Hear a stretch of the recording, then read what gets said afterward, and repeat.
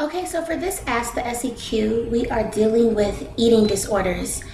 And the question is, I have a friend and I am concerned that she is starving herself to be thin. She weighs 110 pounds and still feels she is fat. She does things like chew her food and spit it out, eat less than 1,000 calories a day, and works out but has yet to recognize that she has a problem. If you haven't ever done a blog on this, would you consider doing one? Thanks so much. So, I used to have an eating disorder. I was a binge eater. And if you don't know what a binge eater is someone who eats for comfort. For me, I ate when I was happy, I ate when I was sad, I ate when it was Wednesday, 2:13, I ate. And I didn't really associate that eating to pain in my life, and it took me a while. Someone came to me, a very dear friend, and told me that I needed help and then proceeded to help me. It took me a while to really come to the realization that I had an actual disorder. When I came to the realization and I accepted that I had a disorder, I basically did what I had to do. Now, if this person isn't like me and she can't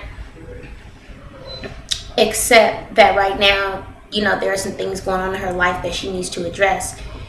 Perhaps if you know her parents, you would want to sit down and talk to her parents. You don't do your friend any sort of service to enable her by allowing her to keep this secret in the dark. That's number one. You don't do her any disservice. Number two, you don't assist humankind by turning a cheek because you don't want to be confrontational, you don't want to hurt her feelings, you don't want her to be mad at you. Would you rather her be mad at you and get over that anger, which everyone does, or would you rather her be so sick from this eating disorder that she has to be hospitalized? So interventions happen every day. It's not just a TV show.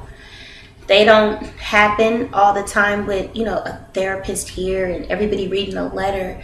But interventions happen every day. And if it were my friend, I would be staging an intervention because clearly, based on the things that you're telling me, she weighs 110 pounds. She thinks that she's still fat. She chews on her food and spits it out. Like, these are clinical signs of someone who may be anorexic. And so, or bulimic. And so you may want to really contact somebody that she's close to, because that's what a friend would do. Like, no matter what the confrontation is, that's what a friend would do. When you care about somebody's life and you see them posting horrible things on Facebook, a friend would step in. A friend wouldn't just let people post horrible things. And sometimes you have to look at where a person is in their life and ask yourself, do I really know everything that that person is going through? You have to be very sensitive when it comes to eating disorders, because those disorders lead to other things like cutting, drug abuse, alcohol abuse, binging on different things, and then, becoming sort of manic, where you're just going to like extremes. So I hope that that answers your question.